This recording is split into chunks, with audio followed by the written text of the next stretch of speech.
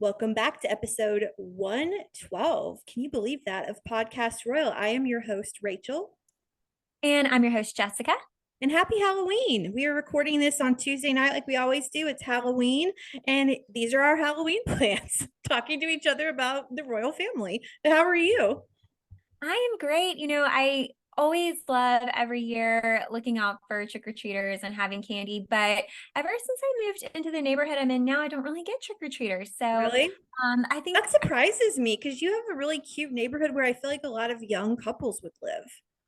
I don't think we have it. I think what it is, we were talking about this earlier. I think a lot of kids now go to the trunk or treat events at the churches. Mm-hmm. We have actually two big churches right near my neighborhood that do events the weekend before. So I think that's maybe where they're going. So I did not get Halloween candy this year. None? You have none? I don't have Wow, any. you're flying blind out there. What if you get a trick or treat, or what are you gonna do? Well, It'll be interesting if they interrupt the recording of this podcast with your doorbell. I was going to say, if you hear a doorbell during this episode. Well, in the weirdness that is my life right now, I'm staying in an Airbnb. It's a beautiful Airbnb, actually. It's this gorgeous home, and I'm just in one room of it. I have my own room and my own bathroom. And there is I think that the homeowners have a young child. Like, I think he's around 3 years old. And I hear him outside the door. He's in the kitchen or something. And so he's not trick-or-treating right now, and I don't know why, but I'm sure I have the doorbell might ring here too. I don't know. Not hasn't yet, but if you hear doorbells, it's Halloween. That's what's going on. Well, we've got a lot to talk about today. And actually, we've got a lot of travel updates from the Royals to share today that I'm looking forward to. Not a whole lot of details on the trips, but we do have some dates to announce in this episode. And I myself am actually just getting back from a trip this weekend. So I'm getting caught up on all things in my life, including royal news. I've been checking news sites yesterday and today to see what I might have missed over the weekend. I did try to follow on a little bit with the news, but I was also kind of busy. So, Not kind of busy, you were very busy. well, I had a great trip. I was in Charlotte over the weekend, but let's go ahead and jump in. Rachel, are you ready for some bit of British? I'm always ready for some bit of British, to be honest with you. Maruchan superfans are everywhere. From the busy moms who want to deliver maximum flavor in a flash to dorm room diners who want to put some slurp in their step. There are a ton of copycats you could use. But if you want to bless your bowl, there's only one true Maruchan. Whether you choose instant lunch, ramen bowls, yakisoba, or restaurant quality gold, Maruchan is the only ramen worth obsessing over. Smiles for all. Maruchan. See what all the ramen hype is about at maruchan.com. Okay, well, this one is for all of the listeners that wanted to hear a little bit more about British food. So bear with me on this one. I did a little research. I've been to England. I have had what we're going to talk about today in England, and I have it a lot here at home. So I know a little bit about it, but I don't know all the nitty-gritty details of the history, but I do have an overview for us today. So we're going to talk about curry today. Something that we talk about quite a bit when it comes to favorite foods of the royals. I know the Princess of Wales and I both love curry. So I thought it would be fitting to start, if we're going to talk about food in the UK, to start there. And I'm excited to dive into this a little bit. So, okay. Let's get started here. I think most people think of curry as, an Asian kind of dish, but we do know it's a big part of the food culture in Britain. Mm-hmm. So to learn about how that came to be, we've got to go all the way back to the 1600s. It all began when the East India Company, which was a joint stock company, was conducting trading in the East Indies, and British traders who were visiting the area developed a palate for Indian cuisine. So the locals in India who were working with the traders, sometimes they would travel with the British traders and they'd bring their spices and their food along with them, and they would make their dishes while they're traveling. But the British also eventually returned to England, and some of the local Indian cooks relocated with the British, and they brought their Indian flavors with them to England. So that was kind of the first maybe little taste of Indian cuisine that we started to see in England. So jump ahead to the 1700s, and England started to see Indian dishes popping up around London. But the interesting thing is they would be tweaked a little bit for the British palate, which would result in this sort of, I guess, a fusion of British and Indian food, which we'll talk about in a little bit more detail later. But one of the oldest recorded places known for this sort of Indian British fusion was the Norris Street Coffee House in London, which actually served Indian curry on its menu as early as 1773, as well as British food. So it was a place you could go, you could get traditional British food, but you could also get curry, which was on the menu. Then looking ahead at the 1800s, we had the first coffee house to serve solely Indian cuisine, and that was called Hindustani Coffee House. It was also in London. And so that was somewhere you could go if you just wanted to enjoy that traditional kind of curry flavor. All right, so fast forward a little bit more. There was a large British presence in India during the 1800s, maybe to like mid 1900s. This really heavily influenced British food culture. So again, you know, the British people who had spent time in the area would travel back to England. Locals from India and surrounding areas would relocate to England, and they brought these flavors with them. Fast forward again to the mid 20th century, and dishes from India, Bangladesh, and Pakistan began to really spread around the UK. We saw a lot of restaurants popping up in many different cities. And today there are thousands of restaurants around the UK where you can go if you love curry. So that's kind of a little overview of how the flavors really came to have a presence in the UK. I know most of our listeners are probably familiar with the really popular curry dish, Chicken Tikka Masala. Have you heard of love that. Oh, have I heard of it? Let me tell you about me and Chicken Tikka Masala. Yes, I love it. There's a great place for our listeners who are in Birmingham called Bay Leaf, which is in Five Points. So good. That's where I had it for the first time. Fantastic. We need to go there. We do. And because I have not been there. The last time I was there was when, like, probably April. And so that's been way too long. We should really do that like soon. Okay. Because now I'm craving it. Well, okay. So you may, I don't know how much our listeners know about Chicken Tikka Masala. I feel like they probably are familiar with it, but you might think of it as a traditional, maybe authentic Indian cuisine. But in reality, it was first created in 1970 in a restaurant in Glasgow by the owner of the restaurant. He was known as Mr. Ali, and he was from Pakistan.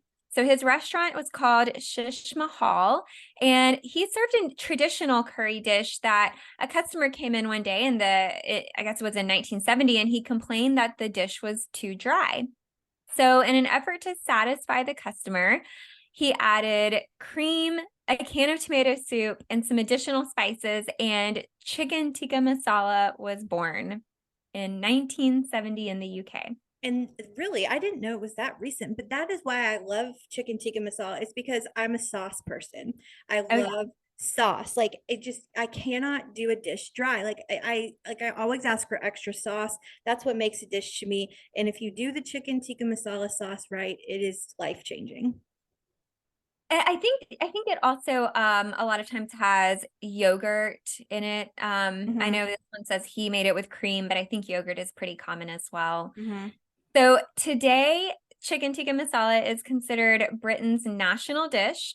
And if you're in England and you stumble upon a spot that serves curry, you might also see on the menu an option to do curry sauce poured over chips, or what we call in the US French fries. And I think that's a really great example of British and Indian fusion. It's just two kind of classic flavors coming together and foods coming together. So a little bit about little bit about curry in the UK. And then one other fun fact, every October, Britain celebrates National Curry Week. And this year it was October 2nd through the 9th. So we've just passed it. But I think there's still time if you love curry to get in the kitchen and make something or go out to a spot near you and get some chicken tikka masala. Last time I was in England, we went to an Indian place and had curry and it was fabulous. I absolutely loved it. So Rachel, I was going to ask you, I couldn't remember if you liked curry, but you just said you did. So you think chicken tikka masala is your favorite? Is that what you said? Yeah, it's got to be. I mean, I'm now starving, and thank you for that because I'm going to be daydreaming about chicken tikka masala for the entirety of the rest of this episode. But yes, what is your favorite curry? Is it chicken tikka masala? It's hard to pick a favorite. I love adding veggies to my curry. I really like Thai curries. But I'm not picky. I mean, I love a Madra sauce. I like chicken tikka masala. It's all wonderful and I make it pretty regularly here at home. But I would definitely go out and try it with you, Rachel, if we want to go to Bay Leaf one night. And Yes. listeners, if you have a curry recipe that you love, share it with us. If you want to tell us your thoughts on curry or if I missed anything in my historic overview of curry, let us know. But yeah, great dish. And we know the Royals love it too. Well, that was a deep dive on curry that I was not expecting today, but was very happy that I received. So thank you for that. And shall we jump into the Royal Rundown? Let's do it. Well, off the top, congratulations are in order to Alizee and James Middleton, who are first-time parents. Congratulations to the Middletons. The couple welcomed their child, as evidenced by photos circulating of the two pushing a stroller in London's Notting Hill section. Those photos came out, and then I think the next day, James confirmed it himself that they had welcomed their first child. So on July 5th, they announced that Alizee was expecting. James confirmed son Inigo's birth. He wrote on October 27th, which was last Friday. He has been in our lives for just a few weeks, but they have been the most special of my life, getting to know our beautiful baby boy. James Middleton is so good with words, by the way. Back to him. No matter how prepared I thought I was not prepared for the overwhelming emotion of meeting Inigo for the first time and the love for my darling Alizee as we became three. So congratulations to the Middletons. This is the seventh grandchild for Michael and Carol Middleton. And by the way, all three Middleton children, Kate, Pippa, and James, they all had boys first.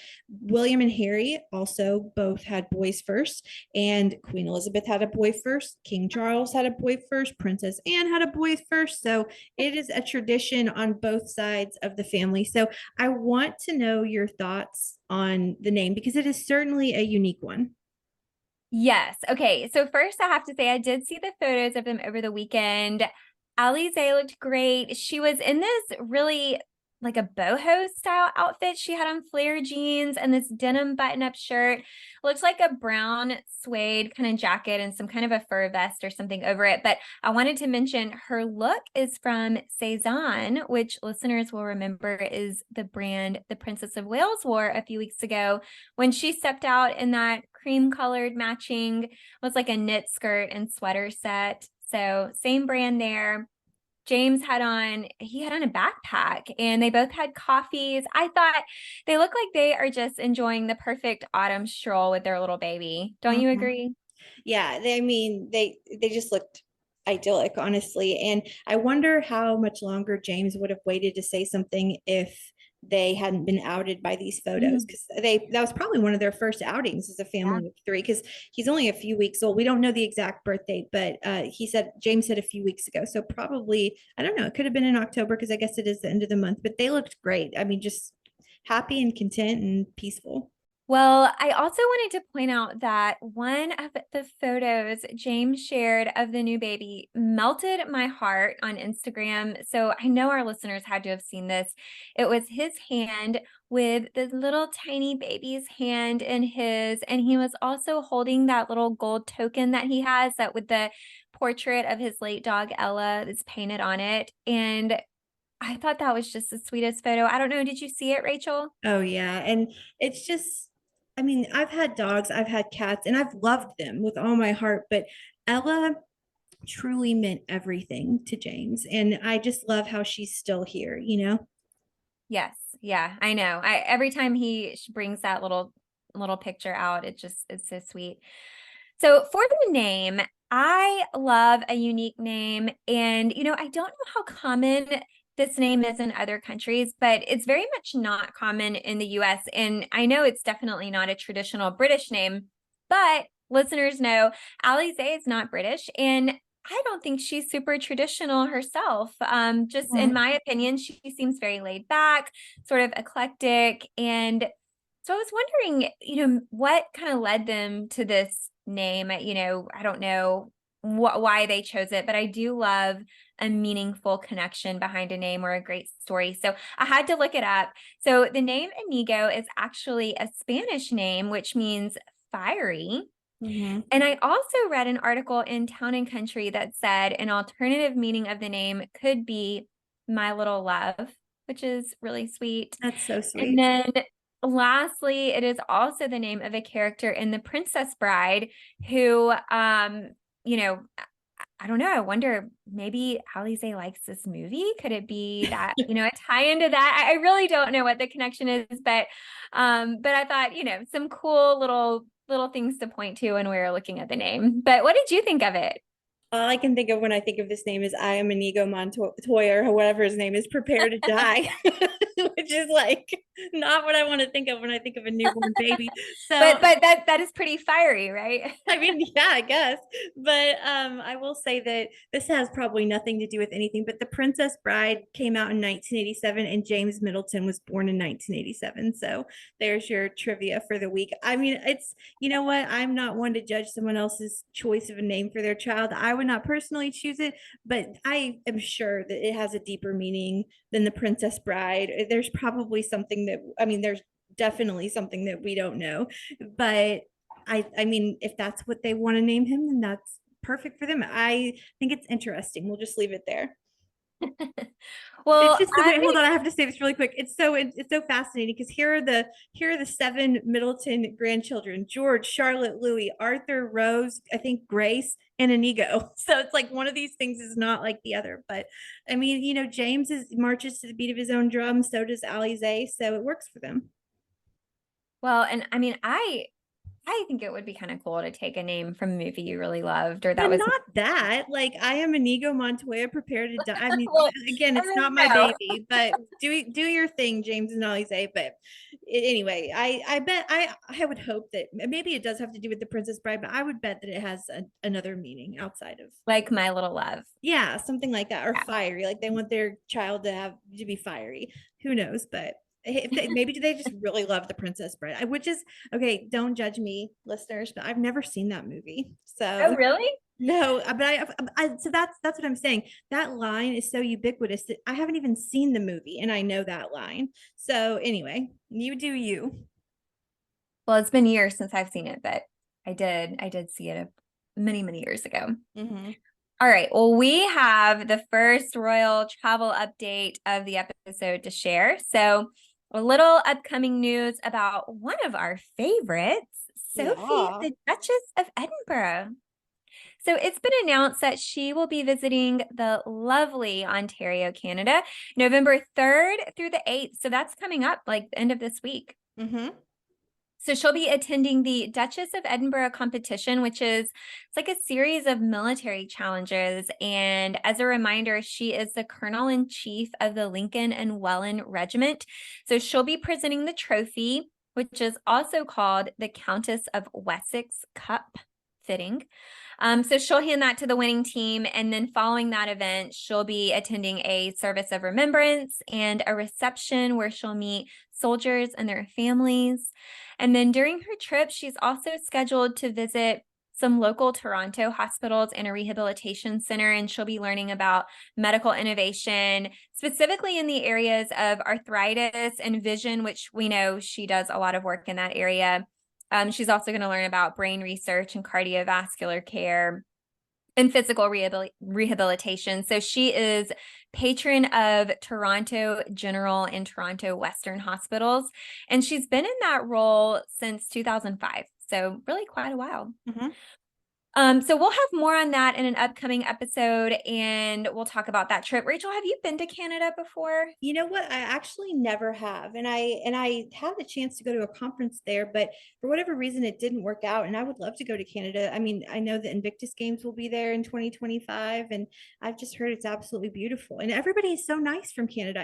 Every Canadian I've ever met is lovely. So I need to make that a priority.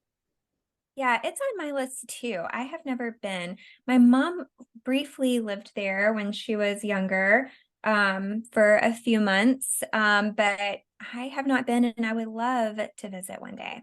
I usually, when I vacation, I tend to go towards more warmer climates. And I'm sure Canada has their warm season, as everywhere does, at least for a brief moment. But I usually would like go like south rather than north. That's kind of my vacation protocol. But I still want to visit because it's beautiful there. For sure. Okay, so we talk about Anmer Hall sometimes on the show, and listeners, if you don't remember, this is a Wales, their country home. It's located in Norfolk on the Sandringham estate. And we know the children have been on their half-term break from Lambrook, and I think we're probably thinking they're at Anmer Hall. I mean, this is a place that they usually go like on the weekends or for holidays or different breaks. And since it is Halloween, we have a little festive item to share here. It has been reported that Anmer Hall is haunted. So, Rachel, tell us about this. I want to hear this story because you were the one that put this in the notes.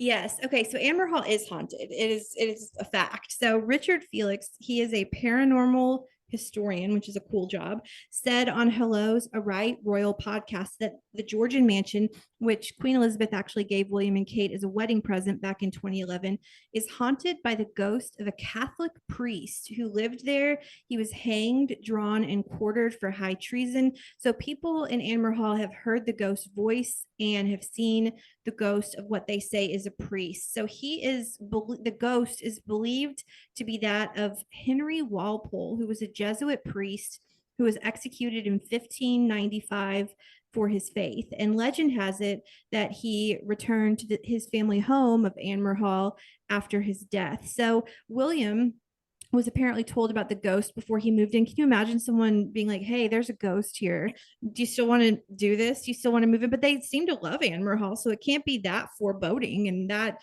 much of a problem because they're there all the time. Like you said, I bet they were just there for half-term break. But William had a great response to this. His response was pretty priceless. He said, no old hall would be complete without a ghost, would it? I mean, that's true, and just pretty quippy and witty. So we are recording this on Halloween. There's your spooky story for you. So I just wonder I've never heard any of William or Kate talk about it, but I wonder if seeing the ghost is a regular occurrence, or I don't really know much about ghosts or put much stock in ghosts, but like, is the ghost always there? You just are like, hey, Henry, what's going on? Or like, does he come around like once a year? I don't know how these things work.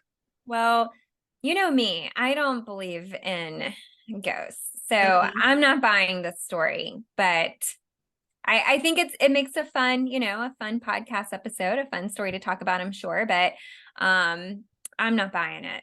Well, William, I know you're listening, so I would love to hear some confirmation from you about, is there a ghost? Have you ever interacted with the ghost? So it is Halloween, so there's your ghost story, everybody.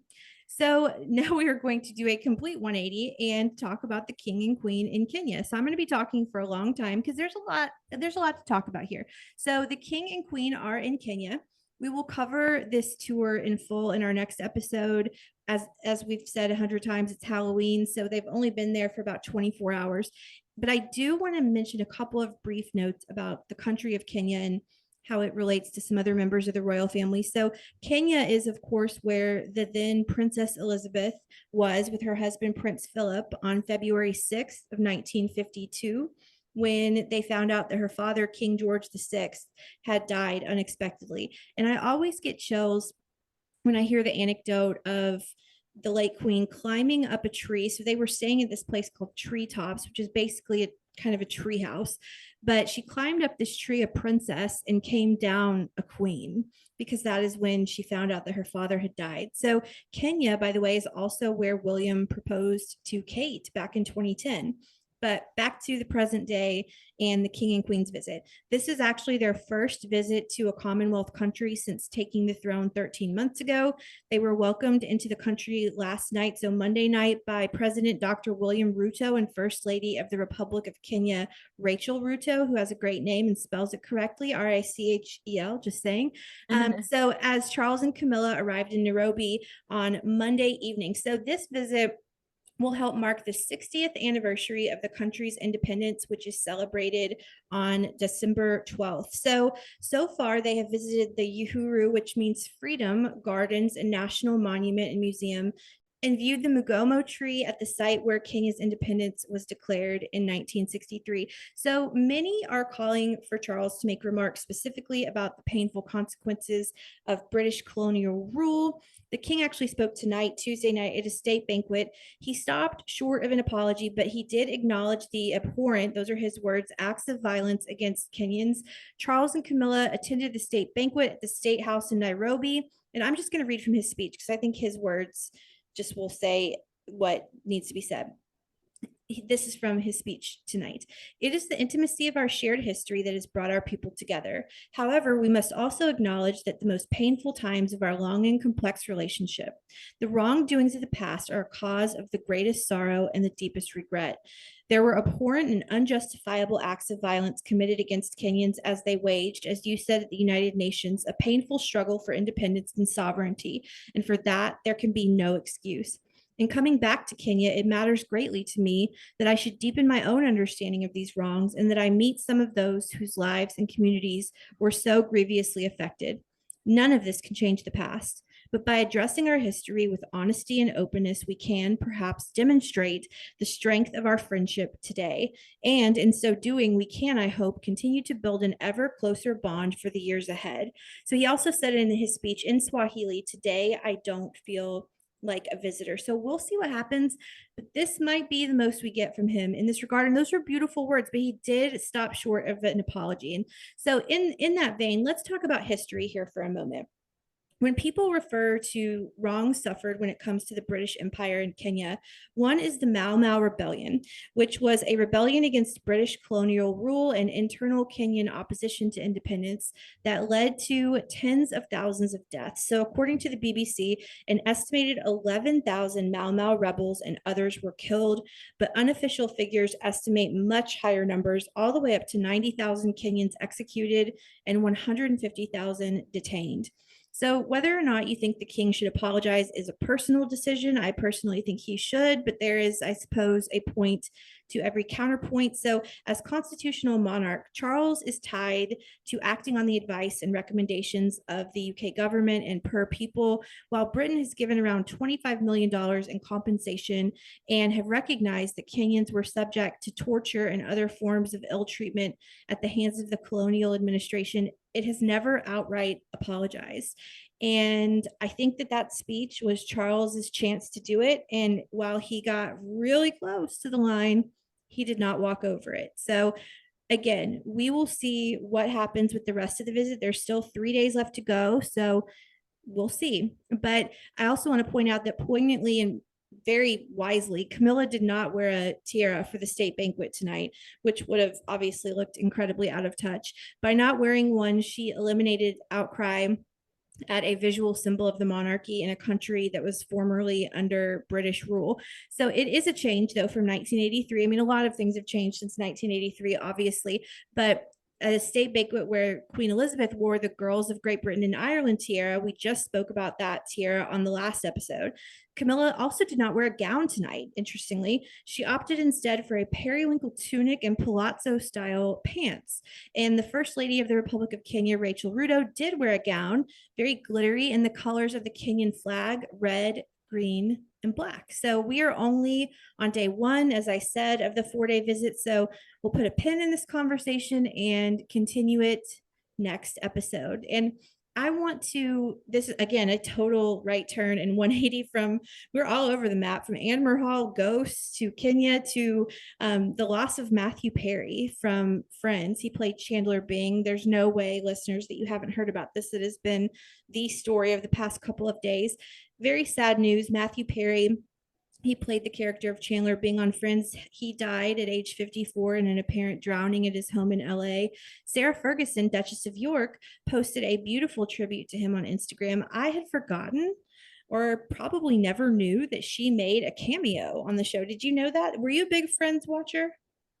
I was not a big Friends watcher, but I feel like I remember hearing something about this, although I don't think I've seen the episode. Yeah, well, I was only a passive Friends watcher myself. It was on from age 8 to 18 for me, so it's kind of always in the background of my formative years. But I wouldn't call myself a super fan or anything. But the cameo happens during season 4. It's the episode where Ross gets married, and he famously, I have heard of this scene. He famously says Rachel's name in his vows instead of Emily's, who he's supposed to be marrying.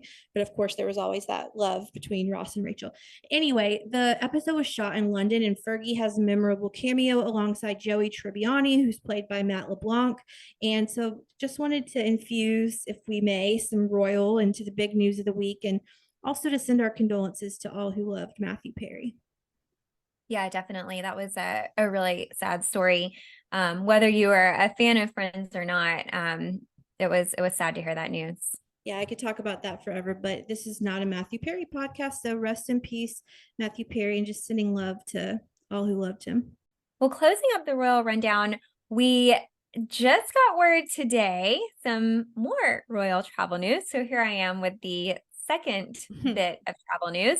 The Prince and Princess of Wales will be returning to work this week after their fall break with an official visit to Scotland. And they are headed there November 2nd. So that's this Thursday, just before Sophie heads off to Canada. So we'll have more details on the trip next week, but it looks like they'll be in Moray and Inverness in support of mental health for young people through things like better access to nature and practical learning experiences. I think in Moray, they will be with a school learning about some of the activities that they provide young people, like mountain biking and other, outdoor sort of activities. And then in Inverness, they are planning to visit a family-owned farm there, and they're going to view an outdoor play area, and they're going to be learning about everything the farm is doing to really support mental health of young people in rural areas. So really interesting work coming up this week from them. So stay tuned for more on that next episode. We're going to have a lot of travel updates next episode because William's going to go from Scotland and then to Singapore, because the Earthshot Prize Awards are on November 7th, which is a week from today. So we will have the rest of the Kenya tour, and then we will have the start of Singapore, and then we will have Scotland. So there's going to be a lot to talk about. Our slow weeks are over, my friend. Yeah, I'm telling you, they are about to be on the road. Yeah. All right, Rachel, are you ready to jump into royals around the world?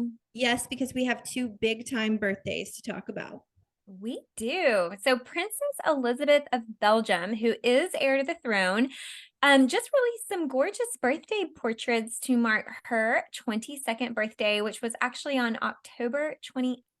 And you may recall she was at Prince Christian of Denmark's 18th birthday celebration earlier this month. She was in that photo that they shared with all of the upcoming royal leaders in this next generation that were at his party. So Elizabeth is in her final year at the University of Oxford. She studies history and political science, and she also trained at the Royal Military Academy in Brussels back in 2020.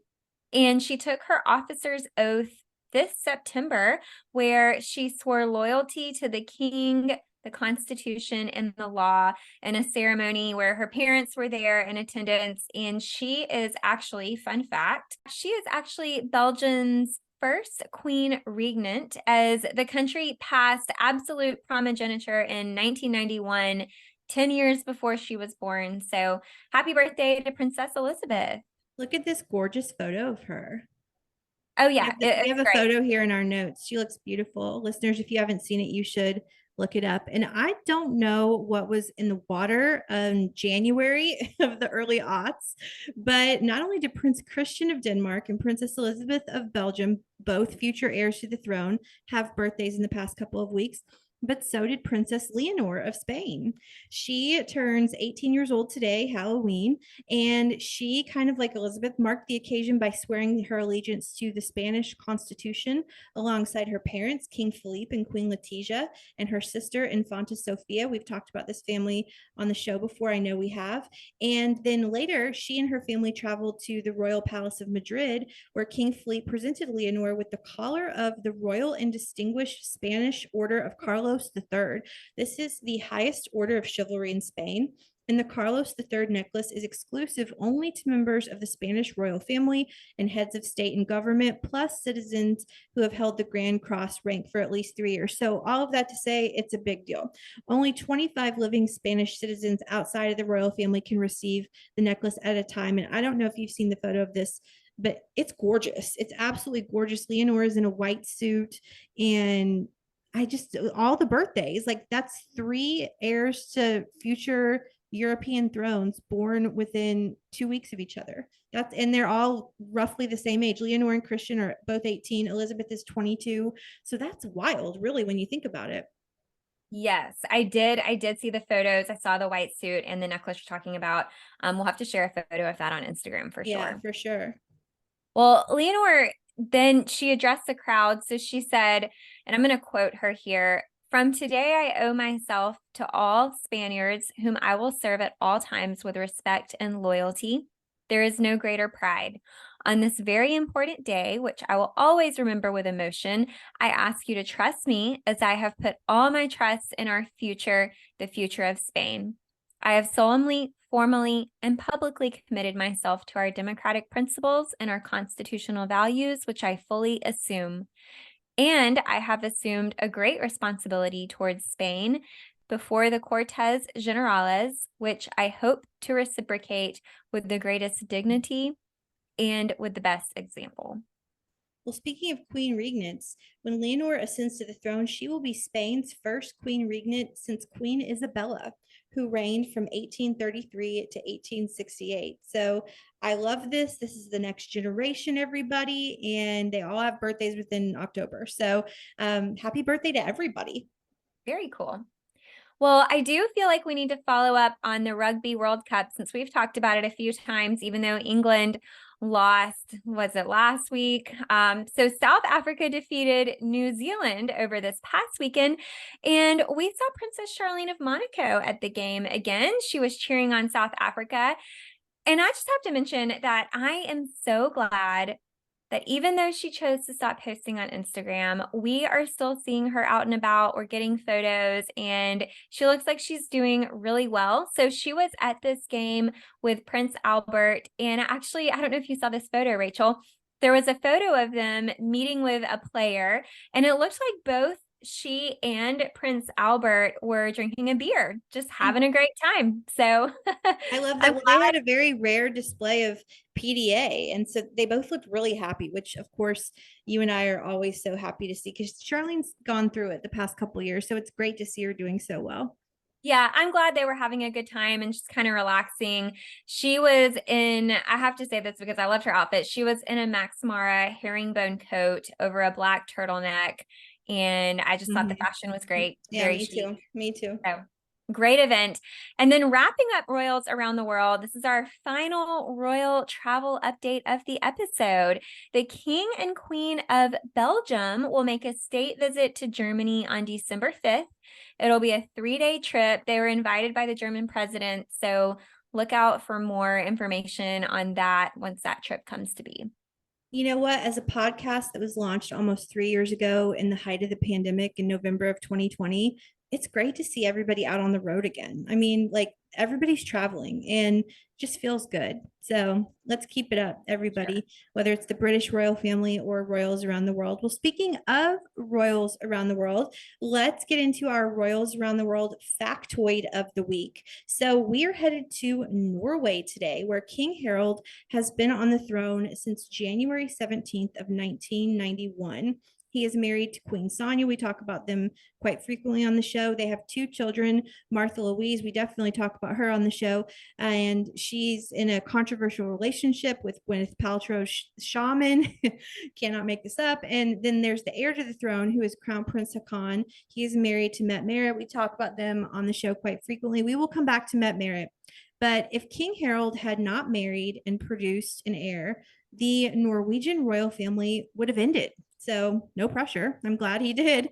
But I want to focus on Mette-Marit for a moment. So y'all know I love a good commoner meets prince story. We've talked about a few of those already in the Royals Around the World Factoid of the Week segment. But Mette-Marit was particularly controversial choice for the heir to the throne to marry. She was a single mother who was not married to her first son's father. And that first son's father is actually a convicted felon. She was very involved in the rave scene in Oslo, which carried with it a lot of drug and partying connotations that maybe did not look incredibly favorable for Crown Prince Haakon. But Haakon could not be deterred. He was in love with her. And so she became a modern day Cinderella. Their love story continues today, and they went on to have 4 more children. So it's just proof that love conquers all. And Haakon and Mette-Marit are one of our favorite royal couples. And I had no idea that of her background, and it doesn't really matter because they are in love, and she is going to be an amazing queen someday. So I thought that was an interesting look into a woman who has really just done an amazing job as a royal. That was a fun little factoid. I love how you said, I had no idea of her background, and it doesn't even matter because it doesn't matter. Who cares? Well, I say it doesn't matter. Then here I am talking about it, but I just think it's interesting because I just love a commoner and prince love story, and how Haakon was like, I do not care what your past is. I do not care that I'm crown prince. I love you, and I'm going to marry you. And they've forged a beautiful marriage. Another Hallmark moment. I know we could make so many Hallmark scripts off of these royal couples. I'm telling, meeting at the Olympics in Sydney and all of the stories. And that's why I love a good love story. Well, thanks for sharing that. And I think that wraps up this episode. Do you have anything else you want to add? I don't think so. We're going to have a lot to talk about next week. Well, thanks for joining us on this episode, and thank you for bearing with us. I'm just coming back from being out of town, so I'm still getting caught up on all the royal news of the week, but I think we covered most of it today. Please, if you're not already, come join us on Instagram. You can follow us at Podcast Royal. We like to have fun over there. And of course, if you have questions for me or Rachel, or you have ideas for things you want to see on the show, you can send us a DM on Instagram, or you can email us at hellopodcastroyal@gmail.com. And as always, we would very much appreciate a 5-star rating on Apple Podcasts and a kind review. So if you take a minute to go out there and do that, we truly do. Thank you. Yes. And thanks again for tuning in to episode 112 of Podcast Royal. Bye. Bye.